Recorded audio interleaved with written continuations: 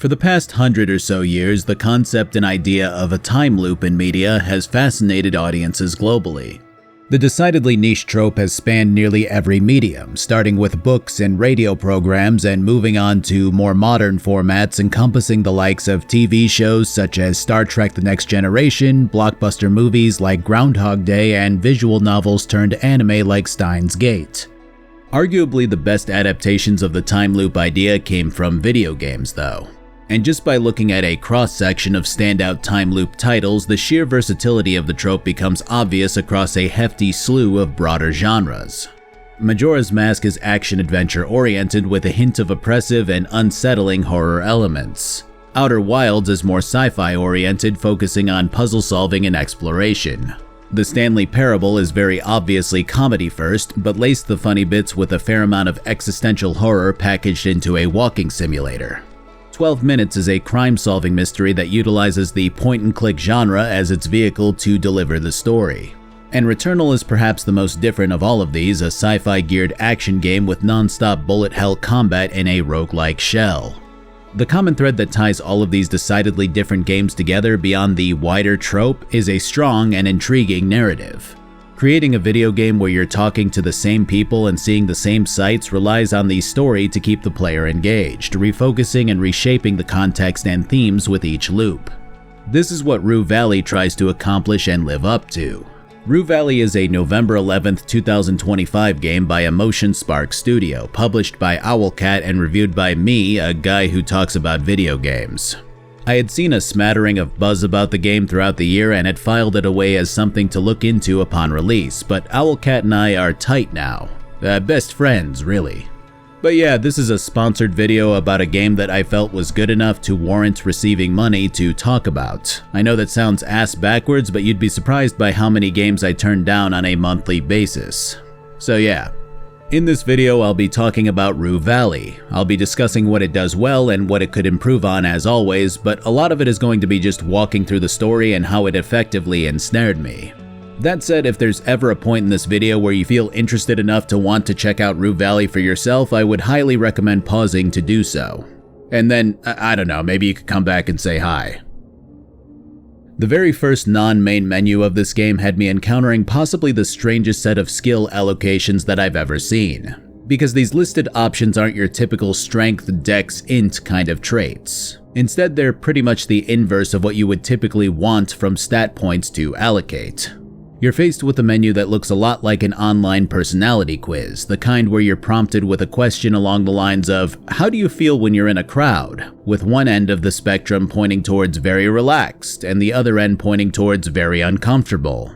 In this case, all of your questions push you further towards being more eccentric with every stat point that you sink into these 3 bars.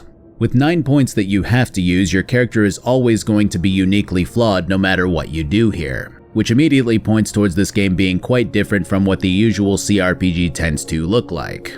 In fact, the most mild and neutral build is going to wind up with your character being a nosy, cynical, indecisive person, or someone who's paranoid, secretive, and dramatic, or a myriad of other combinations.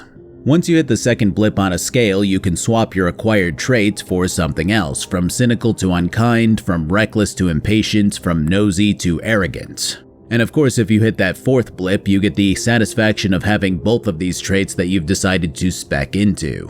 So the most extreme builds will tend to have 2 groups of traits that your guy encompasses, along with 1 required blip in the 3rd tree that you left open.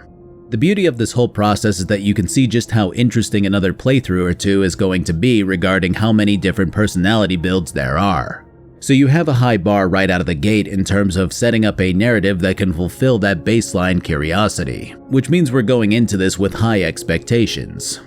I decided to go with something as balanced as I could get, which is kind of hard to do. I mean, you're making a flawed human no matter how you cut it, and trying to strike any semblance of a well-rounded build is an exercise in futility.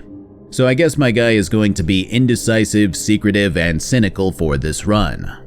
It's worth getting this one out of the way now. From what I can tell, this game seems relatively inspired by Disco Elysium.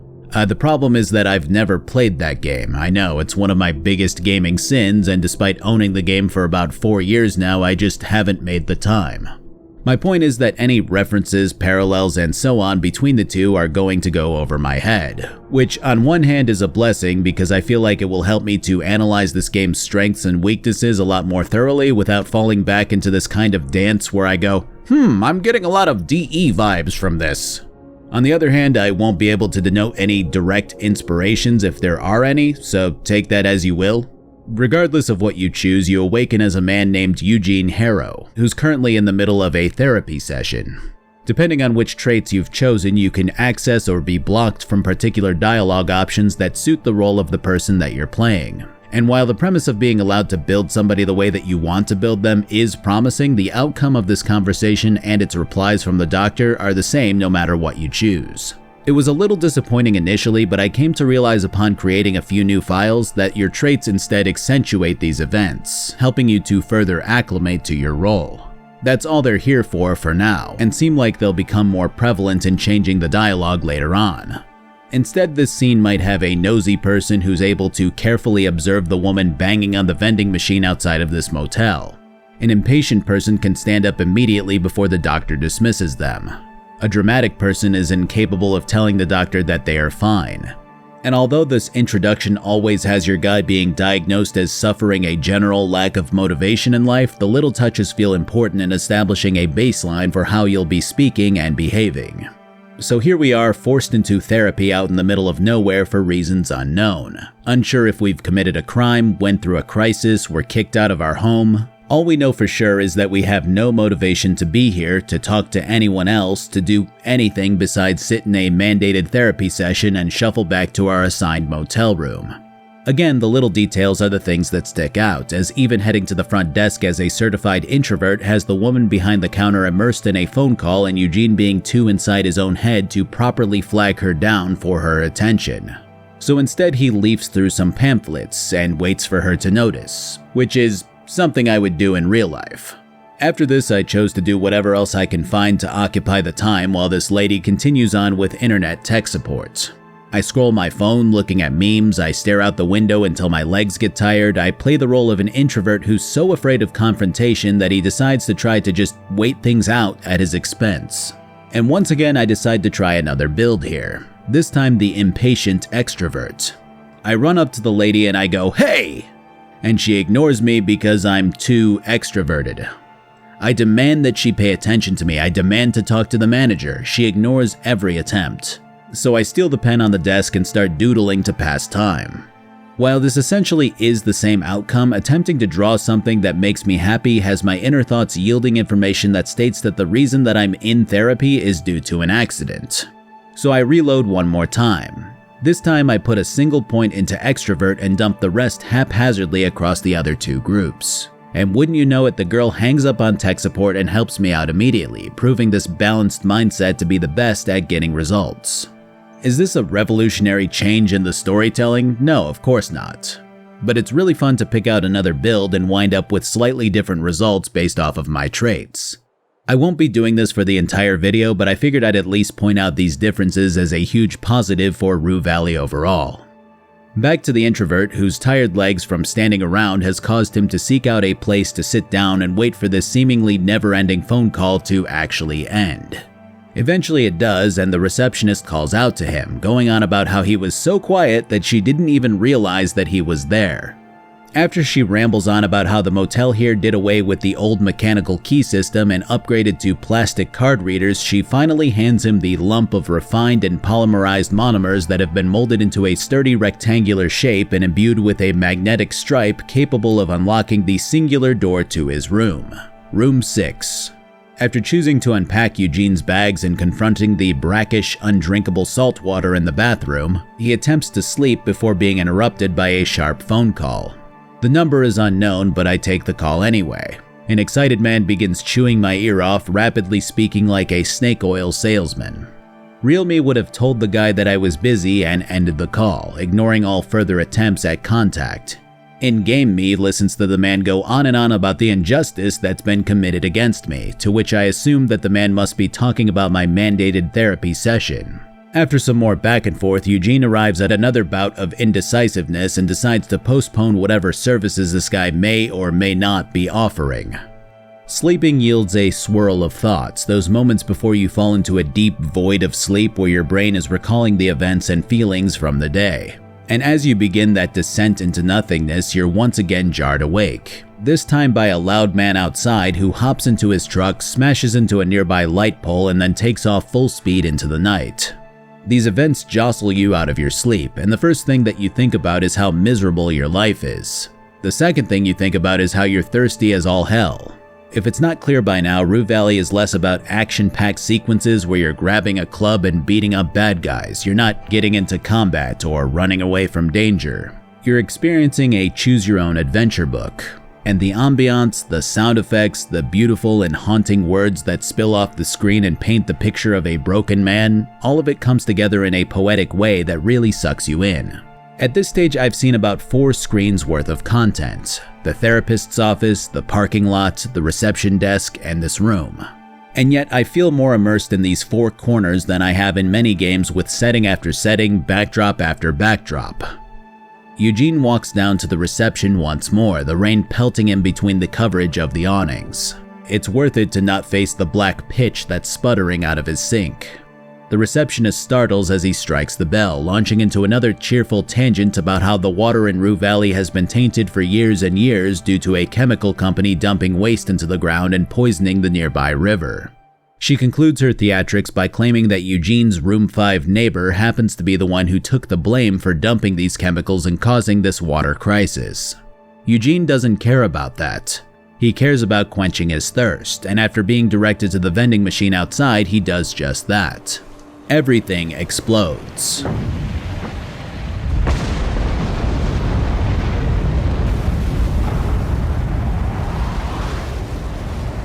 And as he opens his eyes, he finds himself once again in the therapist's office at his first meeting.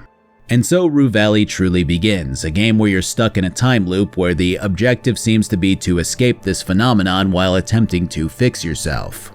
It's hard to express how I felt when this happened for the first time. On one hand, a small part of me screamed, wait, is this it? This 47-minute time loop? This handful of screens? But the much larger part of me wanted to know, well, everything. Why am I here? What happened to me? Who are these other people? Is the girl who keeps beating the shit out of the vending machine outside here for therapy also? Who was the scammer dude who called me in the night? Was the guy in the truck running away from this explosion? Was the explosion real or a manifestation of my own incapability to deal with my emotions? All of these questions swirled around my mind and left me wanting to figure out everything. To frame this game as a CRPG without this context feels disingenuous, because at this stage it feels more akin to a point-and-click mystery game accentuated by a fair chunk of replayability based off of your build choices. And I'll throw this one out there one final time: if this is intriguing enough for you to go, maybe I want to try this out for myself, then I would highly advise stopping here for now and doing so, because I'm exploring nearly every answer that I can get my hands on with this build from here on out. Reawakening in the doctor's office has him handing you a purple pill due to your visible distress of realizing that something otherworldly just occurred. Your guy doesn't seem to be fully aware of what's transpired, but his mannerisms are agitated enough to be granted this capsule containing what the doctor describes as a mild, non-prescription herbal hypnotic drug. This is where the fun begins. But not really. I chose to abstain from the purple pill for now, wanting to see what would happen without it. Eugene still seems dazed, now anxious for reasons unknown to him. Even with the doctor calling ahead to ensure that the receptionist is able to take care of him immediately, every decision now seems blocked by a combination of self-imposed paranoia and event-imposed anxiety. Going to sleep immediately yields Eugene reflecting on events that haven't happened yet in this reality, which understandably freaks him out even more. Soon the siren call of that purple pill becomes louder until it's the only thing that he can focus on. Ingesting it helps Eugene to let go of his fear and lack of motivation, his goals now aligning with the players in an effort to figure out what exactly is going on with this time loop and how to escape it. Like before, the explosion happens and he once again wakes up in the therapist's office, this time remembering everything. With the shackles of all of our afflictions lifted, the training wheels are off and we're free to proceed how we'd like. Well, as long as it falls within our personality parameters, of course. The moment that Rue Valley grants you the courtesy to make decisions not impacted by crippling apathy is the moment that I really fell deep into its confines. I had to know everything that I could find out. I just needed to override parts of my personality in order to get answers. So I went to the bathroom and found an old bottle of whiskey. It may have caused me to grow more indifferent towards life, but it also made me more extroverted and less calculated. After talking to the woman at the vending machine and figuring out a way to fix it for future endeavors, I decided that nothing mixes better with whiskey than good old-fashioned getting behind the wheel of my car and flooring it down the road back home. It's a fruitless effort that results in me starting back at the beginning of the time loop, but it causes Eugene to realize that maybe we just need more time and more speed. So this time he bolts out of the office without a second thought and speeds down the road as quickly as his shitbox will take him. Unfortunately, we didn't have the insight to suck down some alcohol beforehand, making this whole process a lot less safe. The crash is what truly caused me to fall in love with this game's descriptors and overall writing.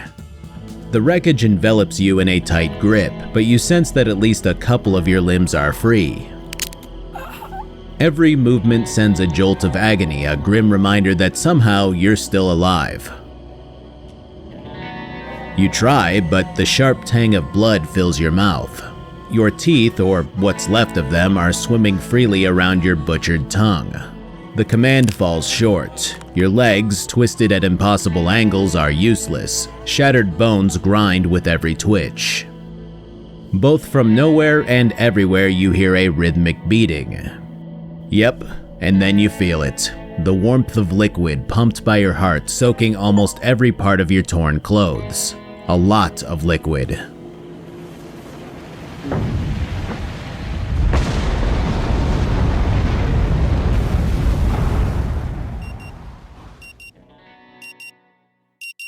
Still with me, Mr. Harrow?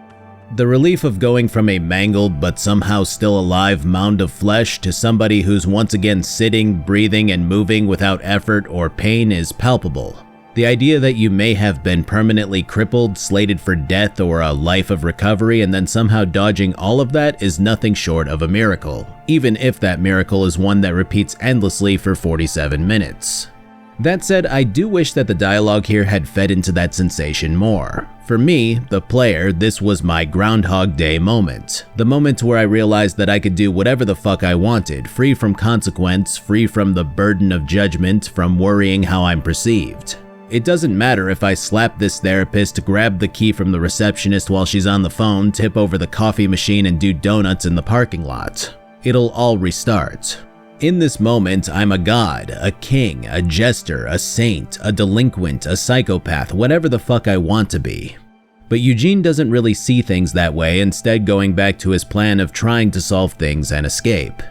I know it's just a video game with an end goal in mind, but I really do think that the writing missed in this moment where you could go off the rails for a little while until you got bored with terrorizing this small lot of people. Although, I suppose you could also say that my personality archetype is holding me back from all of that. Instead, Eugene is relegated to taking in information and using it to his advantage in later loops. Like I said, for a fair amount of Rue Valley, it feels like you're playing detective rather than having free will in this small sandbox. And as such, we observe people. The woman jets off on her bike after introducing herself when you get her coffee. The man in room 5 rushes off to a meeting up north. The guy who crashed his truck and squealed his tires in a rapid pace to the north doesn't show up when you wait for him on the road. All of these leads are intriguing in their own right, but the guy in the truck clearly isn't following the same script as everybody else, which means that he must be trapped in the time loop also, right? Thankfully, one of the biggest perks of the receptionist being a blabbermouth is that we can use that to our advantage and press her for info. The truck guy's name is Frank, and he lives here at the motel in room 1. By pushing Robin here to begin excitedly yammering about the keycard system again, we're soon greeted with a couple of options. Either we try to get her to impart the master key to us somehow, or we thumb through the manual that's been stashed away haphazardly in the back room of this office. Unfortunately, my guy is calculated, meaning that when confronted with the mere existence of a set of instructions, it's imperative that he start from the beginning and begin memorizing any information, useful or not. There's something to be said about Chads who don't think too hard, and at this stage I'm beginning to regret a trait that I assumed would be helpful in times like these. After all, why don't I calculate a fucking timely session of intel gathering instead? The introductory chapter is filled with the usual platitudes about the brilliance of electronic locks, particularly the model used in this system, Secure Lock 2.0. Alright, I'll remember that. Next, the manual outlines that the keycard system is designed to function seamlessly with power grids that adhere to the QMS 1100 standard. QMS 1100 standard, check. The provided wiring diagram and appendix lines and shapes tangled together, it's a maze of circuitry. Or maybe this is exactly the insight that you either needed. DetectAscent 2100 a familiar or DetectAscent QMS imperative that routine maintenance. Wasn't that the standard mentioned in the first chapter? Access card V5. This must be the DetectAscent 2100 stroboscopic light source could trigger a reset. Lock shorting is rare if you've got a QMS version of the anti-burglar system anywhere. This has to be the solution. After an avalanche of paragraphs filled with legalese, you slowly begin to understand what the QMS 1100 standard is. Unfortunately, it has nothing to do with opening the lock without the keycard. Shit. It may sound strange to some, but the sheer absurdity of watching Eugene pore over heaps of information and knowing that none of it is likely to help, only for that to be the exact outcome, is one of the many reasons that this game scratches a very particular itch.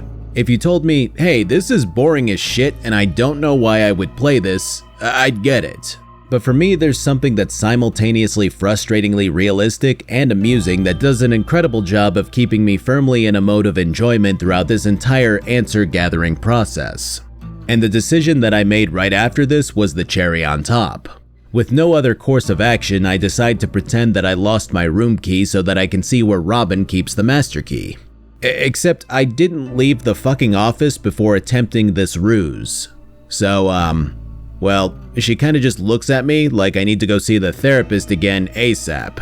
There's something humbling about making fun of Eugene for frantically discerning clearly irrelevant information and then committing an equally egregious move when it's my turn to make a decision. It's like ranked competitive stupidity Olympics. Unfortunately, resetting the loop had me running into a couple of issues. The problem with a game like this is that you begin to try to come up with rules and ideas that should work out given the circumstances of what's being presented to you. In my case, I kept counting on this bottle of whiskey to make me less introverted. But when I reset the loop, I had no option to retrieve the whiskey for the third or so time. And the problem isn't so much that I can't have the whiskey, it's that the game provides no explanation as to why I can't.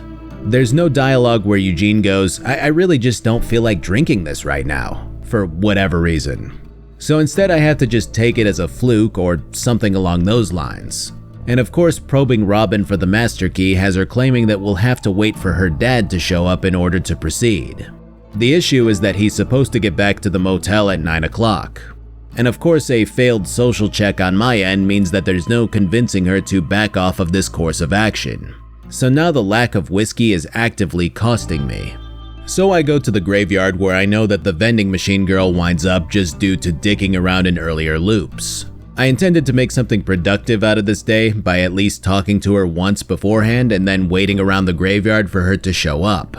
But there still isn't an option to talk to her, which only further frustrated me because again, Eugene says nothing about her existing and gives no reason for me to ignore her.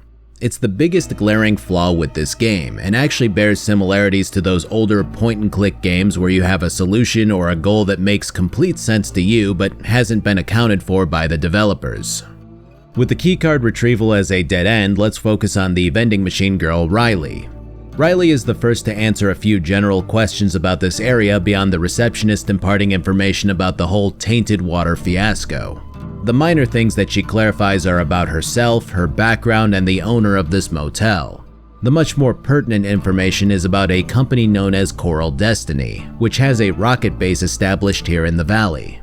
Pressing Riley on this point reveals that the explosion that we keep seeing must be from a rocket launch that's slated for 8:45-ish today, and that she used to work at the company until she quit for reasons unknown.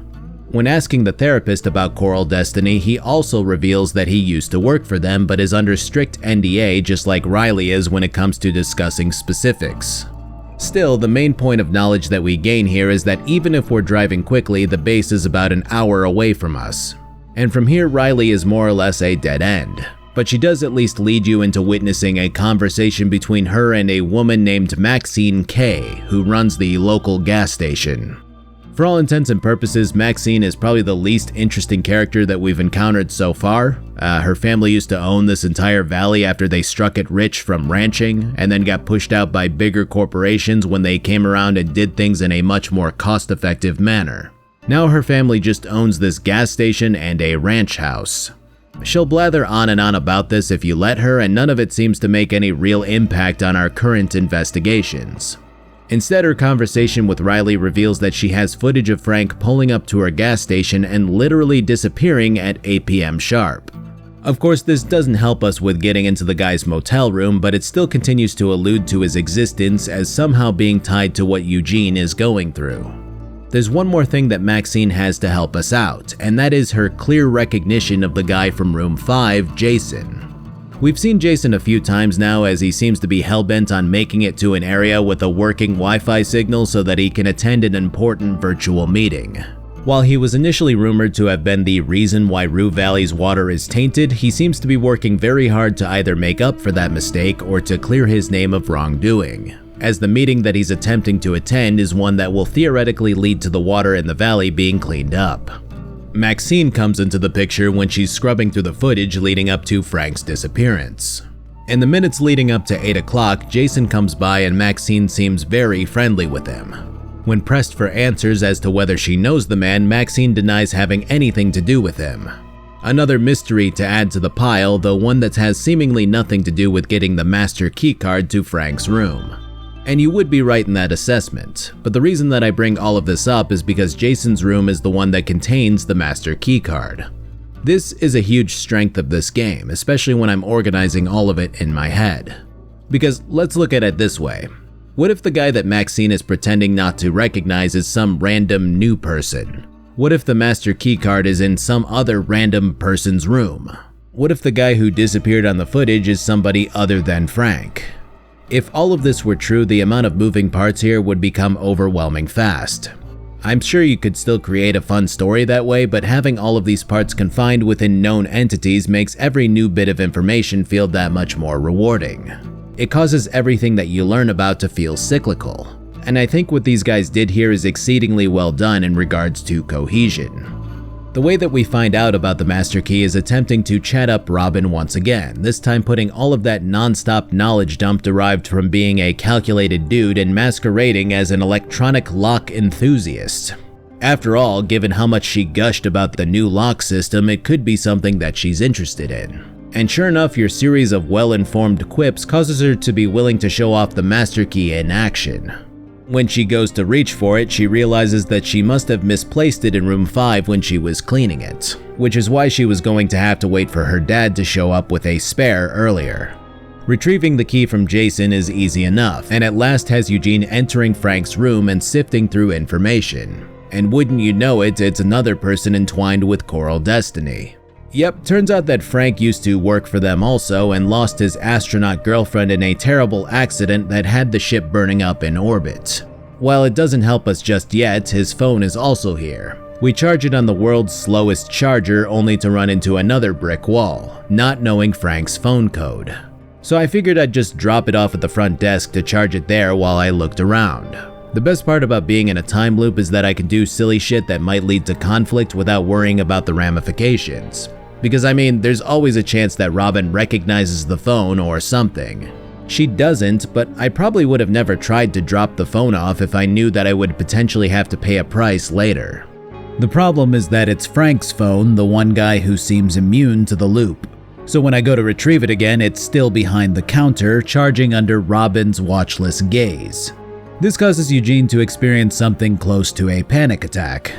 Again, this is another bit of writing that I take issue with, because the way that I built Eugene was so that he had 3 points in indifferent. So the theory is that a revelation like this should roll off of his back. And yet the skill check here proves that Eugene is too indifferent. So that means that he cares too much about the implications of his phone being here despite looping. How the fuck does that make any sense? The reality is that skill checks are engineered in a very specific way in Rue Valley. Usually when you're trying to pass one, the bar starts at 5 and ticks down to a predetermined threshold that you have to have your points within in order to succeed. This works often, but not always. And the more that I play the game, the more that I realize this flaw. Because when you design a constraint based around whether your guy is dramatic or indifferent, then the event that triggers needs to be mindful of that constraint. So I would expect an indifferent person to fail a check that revolves around them emotionally connecting with someone in order to try to pry information from them. Just like I would expect a dramatic person to fail a check that revolves around keeping it together when their perception of how the time loop works is shattered. There's no way that somebody should be so indifferent that they let something like this affect them. It makes no sense. The reality is that this glaring weakness causes Rue Valley to be more obviously balanced around the player nearly always taking a hit in these scenarios, and only succeeding rarely at checks regardless of which side of the psychological tracks they chose for Eugene. It doesn't ruin the game by any means, but it does cheapen it and makes it feel like other playthroughs with different builds may not be as worth it as I had hoped. The funniest part about all of this is that failing this check doesn't matter at all. It just causes you to have a little moment to yourself where you freak Robin out a bit and then you just leave. There's no new status effect to contend with, you don't lose any significant time. Which makes me feel like the writers were so proud of the idea that one of the dialogue options says something along the lines of, "Try not to give a shit even harder," that they felt like this check must be seen by even an indifferent build. I don't know. At this point, the indifference bar doesn't feel like true indifference. It feels like Eugene is LARPing as somebody who's too cool to care. Maybe that's what I'm missing. Regardless, eventually we're able to crack into Frank's phone with a mix of thorough investigation and conversations with the people around us. And while we don't have access to internet, we can at least go through the saved and archived data that yields Frank's various connections to Riley, his sister, to Maxine, his boss, to Judy, his former astronaut lover who died, and to a woman named Anita whose car he's working on. We'll get to that last one in a few. For now, let's talk about Eugene. After all, we've been piloting the guy for hours now, and he's never given a sprawling Gettysburg address of who he is and how he got here. Instead, his story has been picked up in fragments, in random quips, sudden conversational outbursts, and memories that crop up out of nowhere. Eugene was a content writer before his accident. What began as a seemingly illustrious career filled with the likes of investigative journalism, high-end ghostwriting for acclaimed CEOs, and in-depth looks at new technology soon gave way to being paid for reviews of restaurants and video games, pushing out articles for websites, and rebranding a game about existential dread into something more lighthearted and comedic. The irony is not lost on me as I sit here typing these words into my script being paid by Owlcat to draft a review of a video game that they're publishing. Every time I compliment it, the cynic in me thinks, are people even going to believe what I'm saying, or are they just going to write it off as mandated compliments for a game that's never more than okay at best? There's even a point later on where Eugene muses about the importance of a good title, the thing that will draw an audience's attention or cause them to ignore you entirely. What do I call this video? Rue Valley, the psychological CRPG. Nah, too simple, too boring. Rue Valley, Emotion Sparks Time Loop CRPG. It's too corny, too on the nose. This is Emotion Sparks' first game, people aren't going to know about them. But I don't know, maybe it has legs. Rue Valley, or How I Learned to Stop Worrying and Love the Review Process. The thing that hit even closer to home though was the pit of despair that Eugene eventually fell into. The idea that he's a shell of his former ambition, that he's a hack of a writer who never succeeded at doing what he actually wanted to do, equating to writing for himself and still making enough money to live off of it. That he's eventually going to be replaced by AI. Rue Valley is exceptional at moments like these. The ones where you're chugging along trying to solve the next breadcrumb along the trail and then taking a sharp detour that has you relating to your own life. In my case, the idea that Eugene was stressed about a deadline knowing that his current draft was nothing but a hodgepodge mix that was overall meaningless, shallow, and unimpressive, I mean, shit, I felt that. Don't get me wrong, I'm not sitting here depressed every day about stuff like this, but I'd be lying to you if I told you that everything that I type out in voice is literary gold. That every review, every thought, every idea for a comedic skit is something that I'm proud of. Second-guessing yourself becomes natural the more that you do anything that relates to writing. Even saying all of this right now is something that I'm second-guessing the inclusion of, but I think I'm gonna keep it, because that's what Rue Valley does for me. this experience hasn't just been an average game for me where I play it and go, okay, that was cool.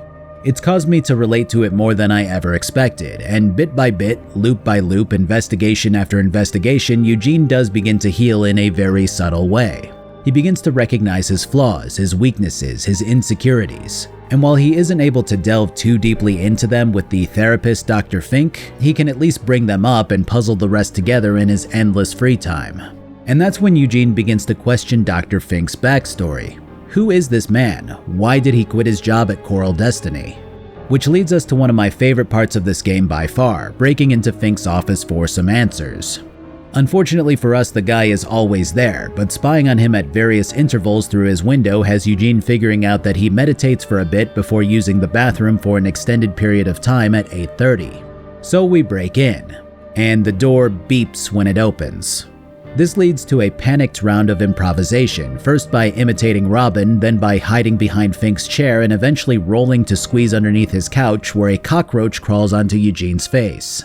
Thankfully, his cynical nature makes him too cool and he shrugs it off, but I have to imagine that this would have gone differently if we were playing a more dramatic version of the guy. Eventually, the doctor returns to his post-meditation blowout of the toilet, and we get to read through his personal file that he keeps on his desk. Inside lies a manuscript, one that describes how he was the one who cleared Judy's psychological health and helped her through her agoraphobia. When she died in the space launch, it crushed him and caused him to eventually leave Coral Destiny behind. Afterwards, Fink admitted Frank as a patient and began to guide him through the grieving process. Things were looking pretty good until Frank came in one day and claimed with certainty that Judy was still alive, before pulling a disappearing act. On one hand, yes, this does sound like somebody who's unraveled in real time, but on the other, we're literally stuck in an otherwise impossible time loop. So who's to say that he's crazy? The finale of this breaking and entering session has Eugene immersing himself in a letter that Fink wrote to Judy post-mortem, a therapeutic process that he recommends to his own patients to help them cope with loss. And as the words spill off of the page in Fink's voice, rain pattering away at the window, something startles us back to reality. So, you were the one making all that noise earlier. This entire scene is a roller coaster of emotions, from the thrill of spying on our therapist, the one person who's dead set on helping us, to carefully evading his search with the aid of some luck, to gleefully beginning the process of gathering information, to the somber notes that pour forth from said info, and to finally being caught after all of that hard work, knowing that this will all reset and that it's nothing but an emotional speed bump that will be smoothed out in the next 15 minutes. All of this is expertly weaved together in a spectacle of clever writing and engaging scenes, which is why it's one of my favorite parts. In response to this entire event, Fink orders Eugene to leave, and instead of being arrested or getting into a fight or anything along those lines, I choose to hug Dr. Fink. He struggles for a while, but towards the end of those 15 minutes he gives in and pats Eugene on the back as the rocket goes up one more time. Part of me wanted for there to at least be an internal monologue to summarize how Eugene feels about this situation, if not an external conversation with a freshly looped Dr. Fink. Instead, what I got was one of Eugene's many goals being wrapped up with a brief summary. Dr. Fink is fragile, fallible, and human, and somehow that thought causes Eugene to smile warmly. Sometimes the best conclusions are the one where you as a player fill in the blanks and work things out for yourself. I'm usually not an advocate of that kind of writing, something that's often irritated people when I point out flaws in video games. I'll get annoyed with a game for taking the time to lead a player down a path and then not taking the time to finish that path with what I feel is the appropriate amount of detail. Hell, I've probably done that once or twice in this video so far. But for some reason, despite part of me wanting that closure here, I overall felt like this was a very gratifying conclusion to delving into somebody's soul. This was actually the point that I broke free from my usual writing style when I make videos, and I'm still not sure how this will affect the rest of this script. But basically, I just played through the rest of the game without writing anything else down. On one hand, I feel like it'll make it easier to organize my thoughts, but on the other, I'll likely be skipping some details and side stories, which kind of invalidates my claim of exploring every story beat, but hey, maybe that leaves a bit of mystery for those who are still interested in the game when all is said and done. The remaining people that we haven't talked to in this game at this point include Robin's dad, Ben, her mom, Anita, Anita's boyfriend, Travis, Maxine's brother, Alex, and a couple more people who we'll get to later. Let's start with the Ben, Anita, and Travis triangle. Ben winds up being somebody who we can only engage with over the phone until the end of the game, and even then he's only available when he's presumably drunk. Talking with people about him has you beginning to realize one of the issues that caused Ben and Anita's marriage to fail. Ben is an addict with a past of drug abuse that has only recently resurfaced when his marriage fell apart. He still manages the motel, free from Anita's interference for the most part, while Anita manages a bar known as the Kuiper Belt alongside her new boyfriend Travis. Travis is a golden retriever of a human, with a giant body and a friendly demeanor who almost always seems to want to help. Meanwhile, Anita seems to be the polar opposite, an icy woman with a hostile and fiery temperament. These are your puzzle pieces that you have to wade through and navigate, from spying on a phone call that Anita is engaged in, to witnessing a confrontation between her and Travis on the roof of the bar, to calling Ben and getting him to drunkenly spill information about Anita, to breaking into her car to pore over her private journal, to digging through the back room of the motel in order to find some private home videos. It's quite the lengthy endeavor, and much like Dr. Fink's past, it doesn't matter too much in the grand scheme of escaping the loop. The long and short of this entire story is that Ben's mismanagement paired with the general lack of motel guests in the valley has caused the motel to basically begin to flounder financially.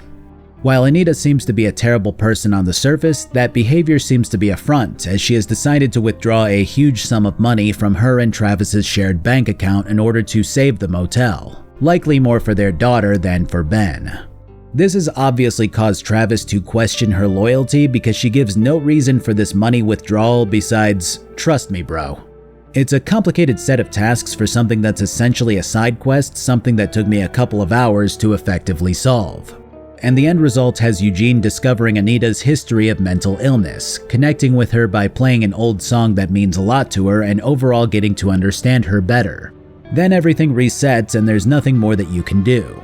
And this is the reason that I chose to highlight this quest. The nature of a time loop means that everything will reset once again and erase any progress that you may have made. And even if you decided that you wanted to try to fix everything and everyone that you could fix in one loop, it takes so long to jump between these places that you can only ever really help one person at a time. You don't have an entire day to do this stuff, just 47 short minutes. And it causes the game to consistently become less about resolving issues and more about discovering stories. Of course, Eugene always seems to tell himself that it's more to explore any potential ways to jar him free from the loop. But it's honestly more just a stint of nosiness disguised as detective work. You can find bits and pieces that will help you later down the line, but it becomes evident pretty quickly that learning about Anita's woes, Travis's suspicions, and Ben's problems aren't going to do anything to further your freedom. So you kind of just have to be okay with that as a player. The absence of resolve, the idea that you're just kind of a passenger in all of these stories, not a catalyst for change. The idea of therapy isn't confined to Fink's office, instead worming its way into quite a few other conversations with people throughout the game. It's obviously a central theme to the game, but as Rue Valley went on, I appreciated the conflicting viewpoints of other people revolving around this pivotal point. Obviously, the way that I created Eugene has him being cynical of the process of therapy, mostly believing that it's a waste of time for him. Robin seems to generally approve of it without talking too much in depth about it. Travis is a huge proponent of it, claiming that therapy was something that he needed to pull himself out of a constant rut of eating and lying around the house. While Anita isn't somebody that you can talk to directly about therapy, it was clear that she went through some pretty intense emotional trauma, which is something that eventually led to her embracing her steely facade. This is an idea that you can discuss in depth with Dr. Fink, who pulls back a few of the layers that make up Anita's persona. On the opposite end of the therapeutic spectrum, though, are the likes of Maxine and Jason, both of whom seem to share the idea that therapy is bullshit. Fact is, you don't need therapy. No one does. First of all, what kind of person are you if you don't know what's wrong with you? Or are you lying to yourself? Or are you so weak that you can't look at yourself and truly see who you are? Second, if you know what's wrong with you, surely all that yapping won't help you none. You have to take action and fix all the shit that's clogging your mind. And the third, the drugs they prescribe, don't even get me started on that. Wait, didn't you just agree that therapy is bullshit? Hope you get through that ordeal as fast as possible and start doing something real. Problems don't get solved by talking. They get solved by action. Real action. Tangible results. Can't sleep? Take a pill. Or tire yourself out. Feel anxious for no reason? Act in spite of it. Life beats you down? We're all waiting for the same shit. Get up and hit back. Enough talk about the bad. Move. Even a misstep is still a step. I actually love this approach from the writers, because I've met people from both sides of this argument and it makes all of the story feel much more grounded regardless of my own feelings on the matter. That's something that a lot of games and media in general tend to miss, especially ones that revolve around topics like these. To have a game where every single person goes, therapy, so good for you, becomes grating and unrealistic, like a worldview is being pushed abrasively onto you. Just like it would be annoying if every character went, between you and me, pal, this therapy stuff, it's all bullshit. It becomes less about crafting a semi-believable story and more about pushing a narrative, an angle that becomes increasingly evident the more you hear the characters prattle on about what's obviously the writer's opinions. It's an issue with a lot of modern storytelling where inclusiveness and specific philosophies become so important that it takes away and muddles the overall narrative. So to see Rue Valley include multiple angles on a topic that's important to the developers is a breath of fresh air that really helps to keep the game intriguing throughout. And this kind of deeper thought continues as we fast approach the end of this journey, which has Eugene questioning something profound but realistic. What happens when he breaks free from this time loop? The riddle causes him to begin warring with himself. Part of him wants to be optimistic, to claim that this journey has changed him, made him better, more appreciative of his life and what he does have. But the cynic in him realizes that there's a very high chance that without the motivation that the time loop brings, Eugene will go back to being a depressed shell of a human, surviving day to day in a pit of irritability and unhappiness. It's yet another thing that this game excels at, pointing out the potential aftermath to this experience and painting it as either a big nothing or a genuinely self-mending endeavor. All of that said, the ending steps of Rue Valley are tedious and not in a fun way. Throughout my time with the game, it seemed to stray from a very glaring issue that most games of the genre tend to have, the issue of the developer having a very direct and single solution to a problem that might otherwise have a myriad of answers. And maybe this was happening the entire time. But when you have a plethora of objectives at any given moment, hitting a dead end with one of them is usually remedied when you can just jump into something else that's unsolved. So when I had finally whittled down everything to one final chain of objectives, I was stuck in a rut until I could break free. And in my case, I kept running into walls of my own lack of attention to detail, trapped by my own mind sitting here and thinking, wait, what if I tried this? In the case of breaking into Maxine's room, my initial issue rose when I couldn't even find the place. Mind you, the entire reason that Eugene suddenly insisted on accomplishing this was because Jason claimed to not know her well despite her acting friendly with him. So it's kind of a very loose reason to break into somebody's home and room. Maxine goes on to claim that the ranch house that she lives in is up the road to the north. So first I drove north, which took me to the motel. No roads out of there that could take me to K Ranch.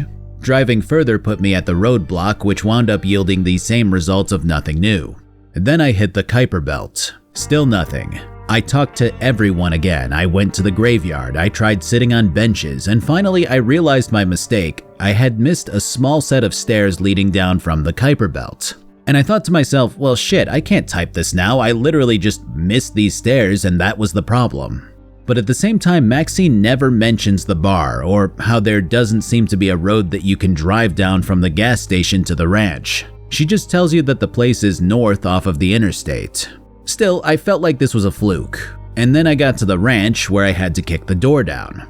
I explored the entire house and I realized that I need to get into the house faster if I want enough time to proceed, which leads to the idea that Walter must be escaping somehow. Who the fuck is Walter? I know, that's what I'm saying. Nah, Maxine went on about her elderly grandfather Walter being somebody who lives in the ranch house along with her and her brother Alex. He's been disappearing without a trace, only to show up suddenly a few days later each time. So with this knowledge, Eugene claims that there must be a secret way into the house.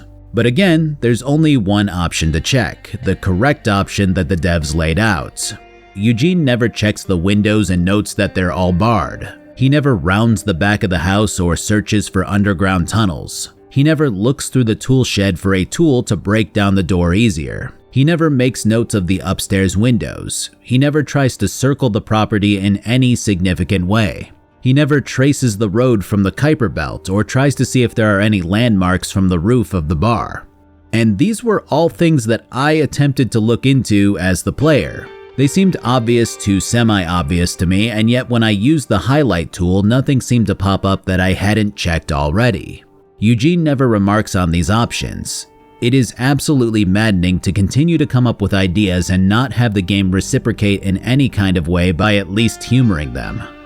And yes, of course, not all people think alike. Not every solution that I come up with is something that the devs are going to think of. But to have none of them covered is agitating beyond belief. Anyways, the answer is this document that yields information on the new door that was installed not too long ago, which then sends Eugene down a rabbit hole of investigating deeper into how Walter keeps breaking out. And of course, this document was in Maxine's room, which I had combed over tooth and nail before this. Apparently, Eugene saw this obvious file before and just ignored it because it didn't look important, making this whole endeavor that much more frustrating. Which I guess is kind of realistic in its own way. I mean, sometimes you just see something and you're like, okay, cool, yeah, whatever, that doesn't pertain to what I'm looking for right now. And then later on it becomes important. I don't know. Maybe I'm overthinking that. But still, as a video game, you're not rewarded for trying to sleuth ahead of time. You're just directed to check again and again when new ideas pop into Eugene's head. And that doesn't feel very good. When paired with the fact that getting to the house takes the majority of your clock and leaves you with 5 minutes to explore the interior before unlocking a shortcut, this whole sequence left me pretty miserable. Now mind you, my entire objective is to confront and talk to Maxine's very paranoid brother Alex, who confronts me with a gun pointed to my face before the time loops. Which once again stifled my creativity when I thought to snatch an old pistol displayed in the master bedroom in order to confront him with it, only to be greeted with no option to even pick the thing up. It's probably the one and only dark mark that I've personally encountered, but hey, maybe this was a me thing all along and not a general audience thing. I just wish the devs had taken the time to really hammer out some alternative paths or at least attempts, so I felt like I was succeeding through failure. Of course, the secret passage is through that very obvious outdoor shed that hangs off the side of the house. I mean, maybe I would have discovered it organically with different stats, but I doubt it. Because the game almost makes a show of the proper discovery method. Searching through files, talking to Maxine, searching through online sites, landing on a historical archive, finding the initials of a mistress that Maxine's great-great-grandpa had, heading to the graveyard and combing it for the plot where she was buried, finding out her real name, searching for that, and finding love letters that indicate the existence of a sneaky back way out of the ranch. It feels like the developers were intentionally making this entire thing into a shit show, and maybe that's just not my thing, because it did not feel worth it to me in the slightest for what is essentially a 5-minute time save in the long run. Thankfully, our encounter with Alex after all of this makes up for the pain that we endured along the way. Because now you're dealing with a paranoid, psychopath hillbilly who is currently trying to contact aliens with radio equipment and thinks that the government is onto him. The first round goes about as expected. Asking him questions gets us nowhere and he winds up calling the police on us. But the second round leads to a fight, one where if you're maxed out in indifference, you can shoot him in the head. Which is fucking nuts, and I would have loved to see how that plays out. Instead, Eugene winds up being shot in the gut and bleeding out on the floor. The description of this event is as poetic as the previous brush with death, and the writing does wonders to pull you into this hopeless, somber place where Eugene processes what's happening, that he's dying. Of course, he wakes back up in the office, but is instantaneously and unequivocally traumatized by this entire ordeal. You don't just run back to K Ranch and try again. You talk to Fink about your emotions and then crawl into bed in the motel room trying to rack your brain for anything that could help you through this. And what Eugene comes up with is shooting Alex. The reason for this very drastic measure is the exhaustion of all other ways out of the loop, at least in Eugene's mind. Because when combing through Frank's phone, he stumbles upon a radio signal from space that Frank seems to be obsessed with. If there were ever any sort of explanation that was beyond Eugene's understanding, it would be a space radio signal that's causing all of this. Alex has the equipment necessary to listen to this signal, which is why Eugene feels like he needs to get into the guy's room at all costs. The quest for a functioning gun is another very long journey that involves quizzing the local sheriff for a list of gun owners and figuring out who has one that you could feasibly borrow. The problem is that you would have to effectively convince a stranger to let you use their firearm. Is something wrong with you? Who the hell asks a stranger if they're armed? Thankfully, you can figure out via combing through historical records that the K family had a load of guns buried in a tomb in the graveyard. The only issue is that you can never get to the graveyard and the ranch in the same loop. And this is essentially the kind of fruitless repetition that Rue Valley embodies. This thing doesn't work, so try this. That thing does work, but not the way you had hoped for. Still, finding a gun in the deserted graveyard allows Eugene to at least practice shooting, which is something that he had never tried until now. Now all he needs is a gun that suits his time constraints. And once again, the answer is frustrating because it's the fucking gun that I wanted to use as a decoy earlier, the one inside the K Ranch house. The developers just really wanted the player to run through their required storyline, but that's like one of the best parts about crafting a story that relies on a time loop. It's the perfect vehicle for the player to miss something the first time and skip over parts the second time to find new options. I should have realistically been able to pick this weapon up and use it for what I thought was a round of intimidation, only for it to potentially accidentally go off in Alex's face and shoot him dead, much to a shocked and now traumatized Eugene. Sure, it would have skipped all of this other investigative work, but it would have felt supremely rewarding to be able to do things the way that I wanted to do them and have it all work out in my playthrough. Either way, Eugene shoots Alex 3 times in the chest, killing him on the spot. It's something that he has to mentally suppress in order to quickly move over to the radio equipment. Once he finally gets it working, what Eugene hears is the sound of Judy, whose voice carries out over the airwaves from space, babbling out some kind of message. And in that moment, Eugene's consciousness takes a back seat, merging into a singularity with Frank's. You're now piloting somebody who embodies the polar opposite personality traits that I chose for Eugene. An impulsive, dramatic extrovert who loudly tries to pull his mangled body away from the heap of steel that is his pickup truck in an effort to get to what he thinks is his astronaut girlfriend who has reported to have perished in a space rocket explosion.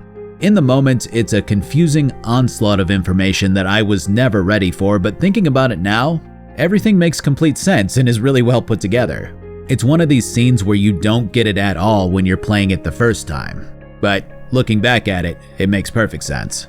What we hear in this moment as Frank crawls to what he thinks is his girlfriend sitting on a nearby pylon is Judy's last words. The computer notified me I'm within short range. All messages would be sent automatically, but since I'm still here, why not do it in person? Say a bit more. All my recorded messages. Now, not like I care anymore how much power it'll drain. Anyhow, it's getting harder to speak, so I'll stop. Judy, out. I'm honestly unsure who the voice actress is for Judy, but she has the best performance in this game by far, outshining a lot of the already pretty damn great cast. When he finally makes it over to this mirage of Judy, her message repeats from the beginning, and Frank winds up seemingly dying after a long struggle. Reawakening in Dr. Fink's office has Eugene processing what he just witnessed and went through. It doesn't make complete sense in this moment, but he at least comes to the conclusion that Frank had to have rushed off to part of the valley that Eugene must be able to find before the loop ends. So it's off to hopefully find the guy and put this story to rest at last. The search for Frank leads to a montage of chatter, searching high and low, by foot, by car, everywhere that Eugene can possibly come up with. In a way, it's a relief to watch the protagonist struggle with the same kind of seemingly fruitless scanning that I've been subjected to repeatedly throughout this game. Watching him try to come up with everything that he can think of only to wake up in that therapy office again. And eventually he gives up. The time loop has won, and what's left is a man that's completely maxed out with indifference and introversion. Someone withdrawn, stuck inside their own mind where nothing else matters.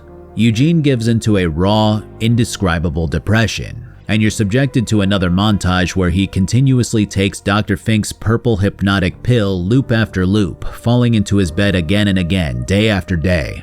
It's a pretty solid depiction of a deep depressive state, one that seems impossible to shake. It's artsy, yes, a very indie game. I mean, how else am I gonna put it? No one who has gotten this far expects anything less from Rue Valley.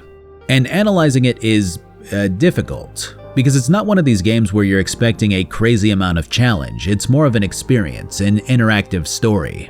And this was the point where I realized as I was playing the game that I hadn't paused to write anything in my script for the past 5 hours of gameplay, which caused me to forego my usual method of script writing. Like I said, that was a first for me. After seeing Eugene get inspired to succeed, to push through every feasible project, conversation, idea, only to fail his ultimate objective and give in to the void of depression in his soul, it was only in this moment when I realized that the time loop is an allegory for this idea that everything is pointless, that we all do the same thing every day, trying to seek out the little joys and comforts to get through our time on this planet. Rising and going to work, pushing through the obstacles that we have to face, hoping that the little rituals and distractions will make it all worth it. I don't know if I was blind to this idea the entire game or if the devs hadn't made a spectacle of it until now. But if I were to try to accurately describe it, it feels like the experience of Rue Valley was crafted around this central idea that only made itself clear right here at the end. It's actually as close to perfect as I think it could get in that regard. Because let's pitch an alternative idea here. Say that throughout this entire endeavor, Eugene consistently remarked on his mental health and the scope of how he sees the world at the end of each loop. The idea that this is what the loop, and by extension this game, is about would be spelled out pretty immediately within an hour or two of playing. It would make this entire revelation non-existent, ham-fisted, and insipidly predictable, an art student's display of what they feel is insightful and deep, but winds up being bland and pedestrian. Maybe this is just a me thing, and this whole ordeal won't hit the same way for others. But I don't know if I can personally put into words how I felt when I got to this stage. Rue Valley is a canvas of emotions, and not all of them are good. I wasn't sitting here for every part of this game with a feeling of elation pulsing through me. Yes, there were the mystery portions where I felt like a detective. There were the parts that made me laugh. There were parts where I was intrigued to know what somebody was hiding.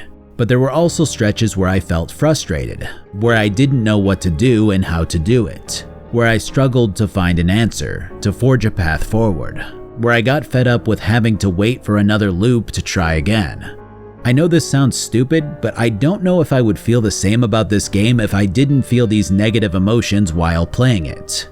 It's a crazy gamble for a game to inflict intentional negative emotion on the player and hope that their curiosity will be what causes them to cling to it. If I tasked 100 clones of me to play this game, I'd be willing to bet that 20 of them would give up partway through to go play something else. But those other 80 would have felt the same way that I do now in this moment when I understood the message behind all of this frustration, the bigger picture coming into full view at last. In a world where instant gratification and distraction is at everybody's collective fingertips, banking on immersive storytelling and self-reflection as the main draw to your game is a hell of a risk. It certainly isn't Rogue Trader. What you're watching is a man stripped down to his molecular emotional level, his motivation drained and compacted into a single dense point. And eventually Eugene summons the willpower to finally begin to heed his therapist's advice, to listen and dig deep within his psyche for the tiniest fragment of hope. He goes for a walk for the entire 47-minute loop, and then a drive, then he hijacks an airplane. He goes to the graveyard. I just figured we were upgrading our transportation each time, but apparently not. With each loop, Eugene ponders and fights at a chance to breathe, to feel in control of his life. He silences his phone, the sharp distraction from our scammer friend cut short and reminding Eugene to focus on what's in front of him. Even wise words derived from old Kreia in another universe shine through in the descriptions at this point, a reference from another game with stellar writing. And rest assured, the writers are definitely showing off at this stage with their flowery language and robust descriptors. I always feel like a fraud when I start writing my scripts more intricately, but I have to admit that this way of writing really pulled me into Eugene's plight at the end. Bit by bit, Eugene heals, whether through walks, drives, chats, or simple scenery viewing. This man's broken heart heals and he begins to actually appreciate life. And as he goes to watch the sunset for the second time, the credits roll. And I was fucking livid. I mean, you have to understand, I talked this game up for being artsy and well written and unique and all that fun shit that outlets like IGN will heap onto the newest Mario Party without giving it a second thought. I sat down and was absorbed into this game's mystique, its soul. And here it is, giving up and forcing Eugene to wait out eternity as somebody who has chosen to try healing themselves. Is it poetic? I mean, yeah, sure, but I guess it would kind of be like if Groundhog Day ended up with Bill Murray stuck in his respective time loop, but happy. I mean, sure, things are resolved in his heart, but not the viewer's. And right as I was at the peak of processing the 7 seconds of credit scrolling, at its core, Rue Valley is a journey about healing, about self-discovery, and the acceptance of the helplessness that often accompanies life. But it's also a love story, and a tragic one at that. Eugene miraculously survives his fall into the valley by sheer dumb luck, encountering the result of Frank's long and pointless journey to save his girlfriend. He stumbles over to the truck and sits inside, knowing that he'll be back in Fink's office soon enough. But he doesn't wind up back there. Instead, Eugene watches as the world rewinds around him in real time, the truck being another possession of Frank's that seems immune to the time loop. Of course, the area that we wind up in happens to be a few minutes walk from both K Ranch and the Kuiper Belt, proving with finality that Eugene is as shitty at looking for paths as I am. Regardless, he eulogizes Frank's decaying body before moving on and stealing Travis's sports car. This was something that we could do before, but it didn't have a real use until now.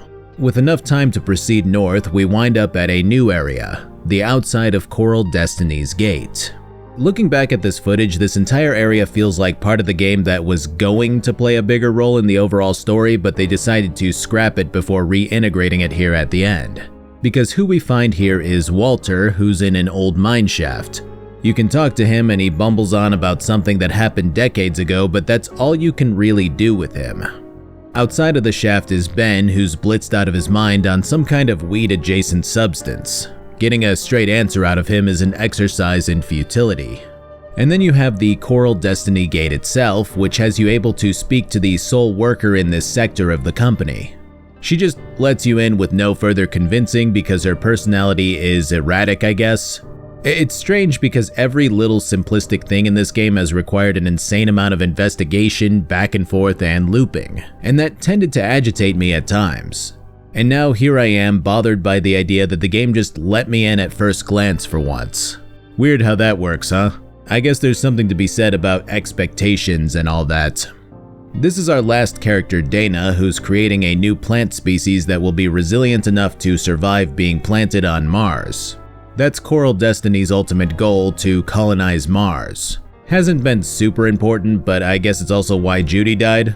I do feel like they could have touched more on the conversations between Judy and Frank leading up to her departure, seeing as she was likely leaving to live her days out on Mars, away from Frank anyway, but maybe I missed something in that regard. Either way, there's nothing else to do here right now, so instead I head to the K Ranch and bust into it early. It's here that we discover that Alex is away from his room checking on the house's security. A quick round of hide and seek has Eugene bolting up to the maniac's room and locking him out of it, using the radio equipment much sooner than before.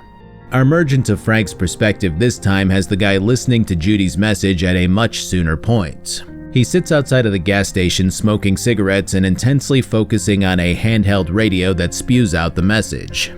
If it's not clear at this point, Judy definitely died in space, but not in the explosion. She was in the lander when the shuttle blew up, propelling her off course and causing her to become trapped in an orbital loop between Mars and Earth. So the radio signal that Frank heard one day was the recordings of her thoughts where she was stuck in limbo. Her tale is spelled out as Frank listens intently, but the reality is that the lander is a husk devoid of oxygen at this stage, housing Judy's corpse as it spits out her last words on repeat. Frank's sister Riley knew about what had happened to Judy.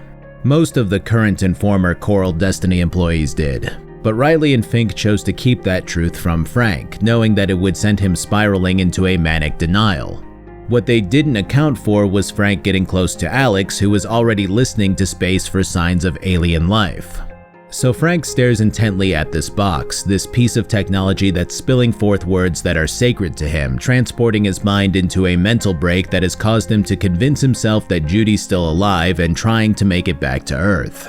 Riley realizes what he's listening to when she pulls up to the gas station and tries to talk him down, and this is where Rue Valley really has you embrace who Frank was before he died, a bitter, angry husk of a man who has nothing to lose. I never said a word for exactly this reason.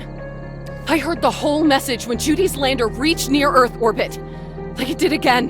Rip out her tongue, pluck out her eyes, bite off her ear! Hurt her! Hurt her! Hurt her! As the battery to the radio begins to die, Frank takes off towards the motel to grab a new one, battering Riley with hateful words and getting her to abandon him as he recklessly chases what he feels is his only chance at getting his Judy back. We cut back to reality from here, the signal unable to continue its broadcast due to the weather turning sour, and we're tasked with one final quest in this game, hearing the entire message from start to finish. The problem is that we have no idea how to go about that. I mean, we've already been everywhere that I can be and it's yielded no results. But even at the end, the game follows the same kind of pattern of problem solving as once again I can interact with something or someone despite no new real information being presented in a way that points me towards the interaction. In this case, I had no option to talk to Ben before. Eugene just went on about him looking miserable and left him be.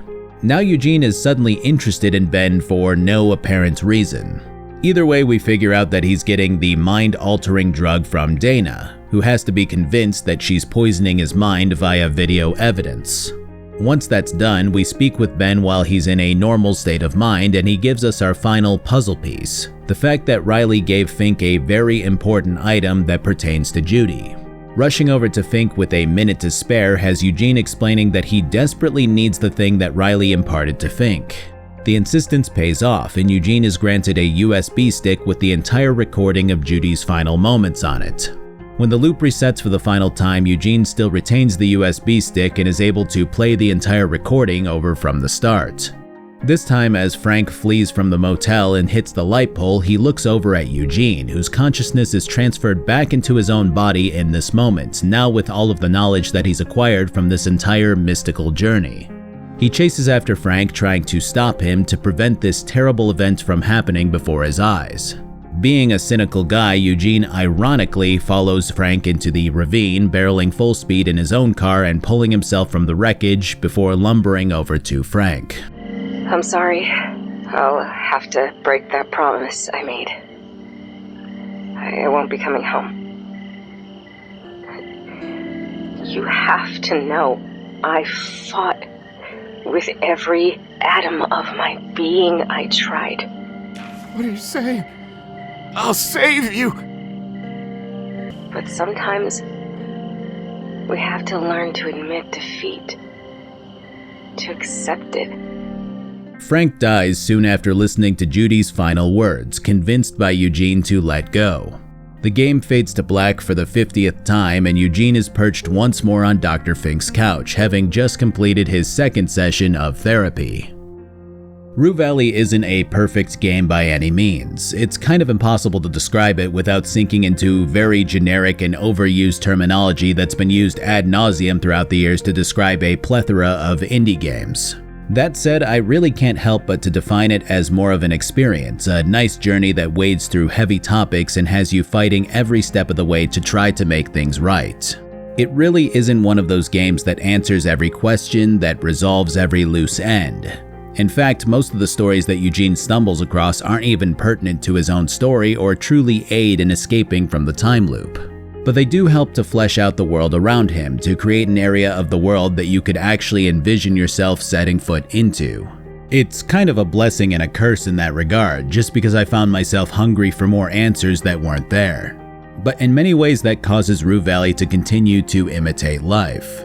It's a game about the tedium of life, about learning to accept your role and appreciate the little things, about letting go of the past and overcoming grief, about accepting help when you need it.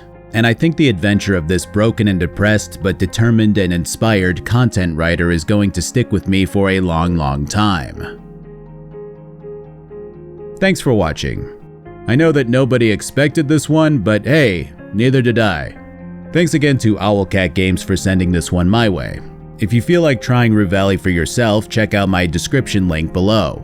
I'll probably be hitting Cyberpunk next, which might take me quite a bit, so hang in there on that one. Until then though, I have a merch shop where I sell merch. I know, it's crazy. I also have a Twitch where I stream most Tuesdays and Fridays. I have a Twitter where I tweet out my new videos. I have a Discord where people hang out in the meantime, and I have a Patreon. And that's it. Have a good one.